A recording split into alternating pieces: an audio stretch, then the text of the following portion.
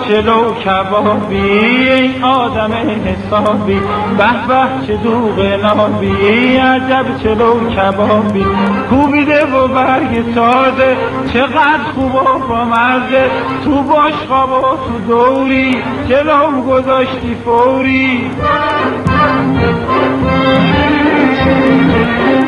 پول میگی پول ندارم، الکی خوشم بیارم، به جاش برات میدستم، قربون نازش هستم.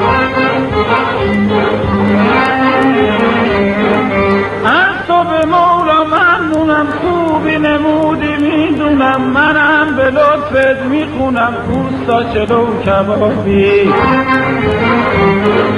خیال نکن که پر خورم، بند توی تشکرم، هم مخلص و هم شاکرم، اوستا چلو کبابی. شکم ما رو سیر